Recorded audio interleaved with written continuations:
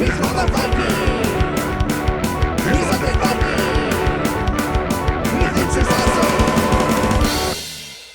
everybody, it's me, Undead Viking, and if you've watched my channel for the several years that it's been in existence, you've probably heard me tell stories about playing card games at my grandparents' house in Washburn, North Dakota, and playing card games at my lake cabin in Lake Park, Minnesota, and playing card games with my friends, like playing euchre in the basement of my buddy Shad's house. And I grew up playing card games. I grew up playing things like Pinochle and Whist and Crazy Eights and all the stuff. Like the dog-eared 52 card deck is something that has been part of my life for as long as I can remember, and I'm still a pretty avid poker player as well.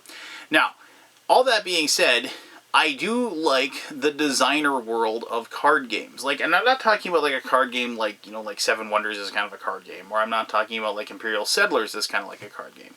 And, I'm not, that isn't what I'm focusing on. What I'm talking about is a card game, that is just a deck of cards and a simple set of rules. And I enjoyed those games. One of the games that came out recently was Diamonds. Diamonds was a fantastic game that came out recently. And all it is was just a trick-taking game. That was a lot of fun to play. So when I was contacted and told about this game called ManaSurge, I looked into it a little bit, and this was a fantastic game of, for lack of a better term, I would call it like a hot potato game. I've played hot potato games before where basically you kind of have a metaphysical hot potato that goes around the table, and you don't want to be stuck holding on to it, like when it blows up or what have you. And in this game, the premise of it is that each person is a wizard, and you are trying to collect these crystals. And the first person to gain 12 of them will win the game, and you get them by casting a certain type of spell, if you're the first caster, and then causing that spell to hit somebody and do damage to them. And when that damage is done to them, then that kind of weakens them and gives them cards that they don't really want, or can cause them to give up their crystals that they've collected if you do enough damage.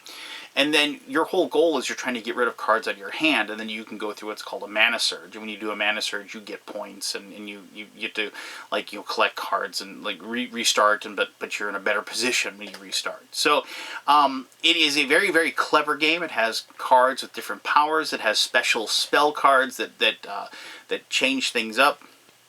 And, it also has some, wizard player powers as well that each person can get. But let me show you how to play ManaSurge. It shouldn't take very long at all. And then we'll come back here and I'll tell you a little bit more about the game and why I dig playing it. Alright, cool.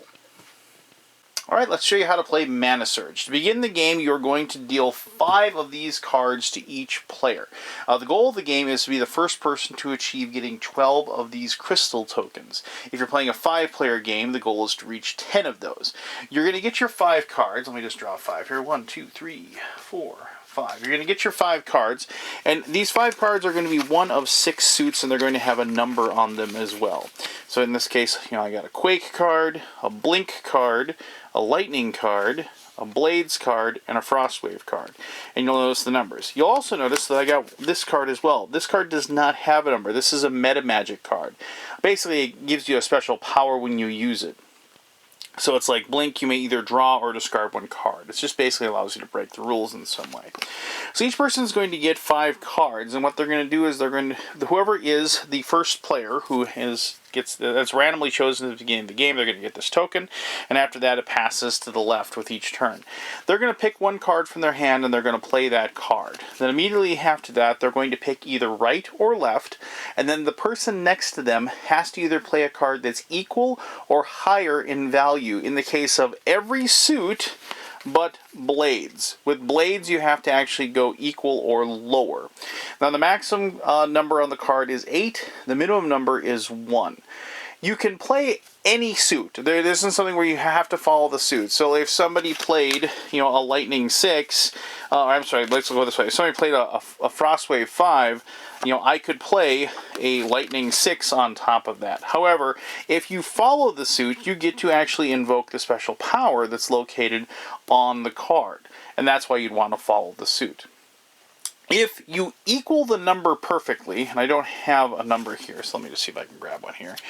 Okay, so I got a Blades 5. So if somebody played Frostwave 5, and then the next person played Blades 5. Because they've matched the number, they don't have to match the suit, because they've matched the number, they can choose to counterspell and then reverse the card. So the person that just played that and said, okay, I've got Frostwave 5, you go. And like the person to their right, let's say, they play 5 and they say, back to you, you need to play another card. Now, the reason why this is important is the very first time when you play a card, say like this is the first card that's played, a Blades 5, and you're the first player, you're going to place a token on there showing that that is the amount of damage this spell is going to cause. Blades spells cause an extra point of damage, and Fireball spells cause an extra 2 points of damage. Just keep that in mind. So they pick the next person, and it goes around and so on and so forth. If somebody is, as long as the spell keeps going, and as long as somebody's able to play a card, you're going to continue to go ahead and, keep going around. But as soon as somebody is unable to follow, let's say they don't have a card lower, like the very first person, they just don't have a card lower than 5. If they can't play that, they're going to get struck by the spell, and they're going to take damage. Now then, in this case, it's Blades 5, meaning if I was going next, I'd have to look in my hand, and I had to find a card that is either 5 or lower in my hand. And if I could go ahead and play that card. You can choose not to play a card and willingly accept the damage if you want, and that might be strategic in some situations, but in this case, you can look through your card. You can't play the 6, because that's invalid, but you could play the Frostwave 5 and reverse the card. You could play that 2, you could play that other 2, you could play your special Meta Magic card, because those work anything, but you also could play this Blades card. Now the thing is that if I play a Blades card in front of me, showing that it is lower than this 5, then I get to place another token on there like so. Now that does 2 things. One, if you aren't hit by the spell, like it doesn't keep going around the table and doesn't come back to you and hit you, you're going to get to keep any of these cardboard tokens, and I think they're going to be actual crystals in the final game. You're going to keep those, and you're going to use them as your points. Remember, you have to get 12 of these, or 10 in a 5-player game, to win the game. And as you collect those, you get closer and closer. Now, if I had played, say, this 2, Frostwave 2, I don't get to put one on there. But the interesting thing is that if, also, along with being able to put a token on there, if there's any special power that the card gives you, you also get to enact that as well. Now, Blades doesn't have a special power. It just adds 1 to the damage of the spell, whoever gets hit by the spell. However, spells like Frostwave, like this, when anyone plays a Frostwave card, they may give 1 card to the next player. Or, like the Lightning card. When anyone plays a Lightning card, they may play another valid card. And so you can continue getting rid of cards out of your hand. Now you might be saying, obviously, getting rid of your cards seems to be a pretty important thing. I'm just going to show you the Quake card here, and I'll talk about that in a second. But Quake, if the caster, in the first person, the caster is not struck by the spell, all other players take 1 additional damage. So in other words, like if you started off with Quake, and you didn't get hit by it, everybody would take 1 damage, and then the person that actually got hit by the spell would take even more damage, but then you wouldn't take damage. Now, why does damage matter? So, in this case, like it goes around, gets to a player, and let's say, all they had was, these 2 cards in their hand. So they couldn't play anything, they can't go any lower than 3. And remember, Blades is the only one that goes lower. Everything else, you have to keep climbing. So they're going to take the damage. And let's say these are the only 2 tokens that got placed out. But remember, Blades adds 1 to the damage. So that person's going to take 3 damage. Now, why is damage important? Because when you take damage, what you're going to do is you're going to take 3 cards, or whatever the damage is. You're going to take cards equaling the damage that you've taken, and you're going to place those in front of you, face down. Now, why is that important? Well, there's 2 things you're trying to do. You're trying to get all of your cards out of your hand. If you can manage to do that with, and just by either playing them or, giving them away with like the Frostwave card, you immediately, after you get down to 0, you do a ManaSurge. And when you do a ManaSurge, you immediately get 2 points, like so. And you get to collect the cards that are in front of you that are your damage cards, and that becomes your new hand. Now, if, however, you took more damage, let's say the next turn you took another 3 damage. That's not good. Because the moment that you have 5 or more damage cards in front of you, you have to go through what's called a rebirth. And when you go through rebirth, if you have 1 or more shards, like you've scored points, you have to return 1, so you've lost a point. And then you place your current hand of cards, whatever cards you have, and you place it in the discard pile. And then you collect all the damage cards that are in front of you, and that becomes your new hand. So you don't want that to happen, because you don't want to give up your points. If you don't have any of the crystals, you don't lose, you don't go to -1 or anything like that. You stay at 0. So that's why you don't want to take damage, and that's why, you know, you want to try to burn through your cards as much as possible. But that's the trick, though, because if you burn through your cards and you have like very few cards in your hand, people can kind of target you, and then you're not able to play something, and then you take damage because you're getting hit by spells because you don't have a valid card to play.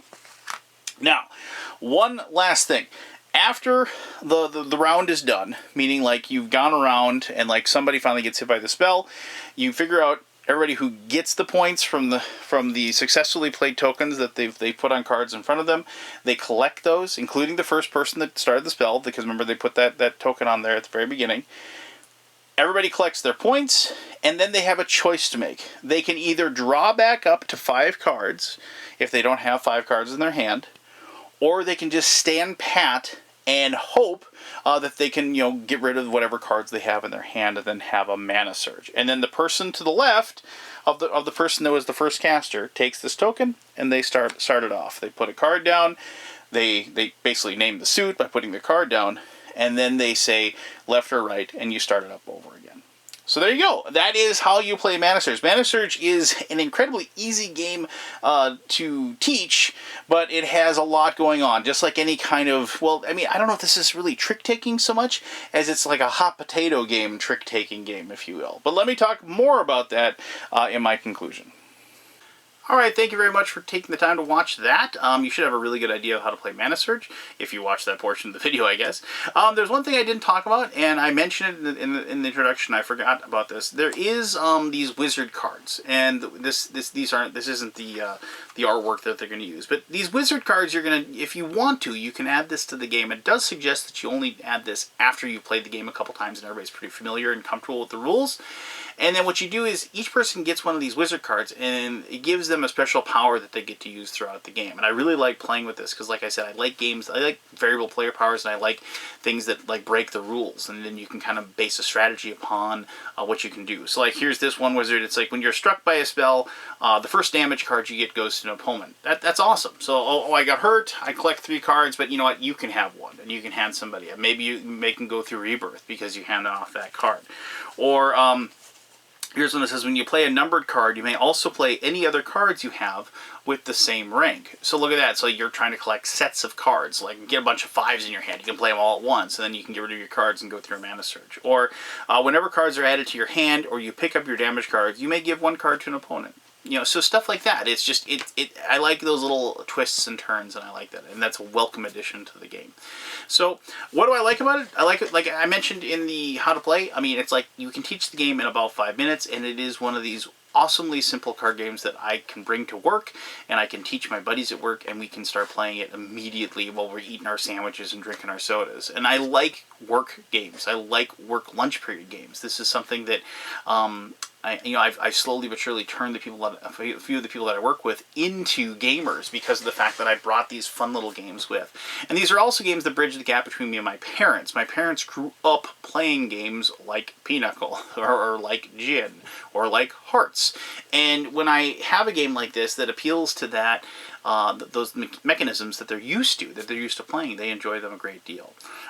You know, obviously, the theme could have been anything. It could have been pirates, it could have been aliens, or whatever, but I do dig the fantasy theme, and I like the fact that it's spells and wizards, and because it's spells and wizards, I mean, my daughter was very intrigued by the game, because she's very much into anything that is fantasy, and so she and I have had fun playing this as well. So, for all those reasons, just because I really just dig this type of game, and if you like games like this, simple little card games that have deceptively deep strategies in them, I strongly suggest you take a look at ManaSurge and see if it's something you want to go ahead and add to your collection.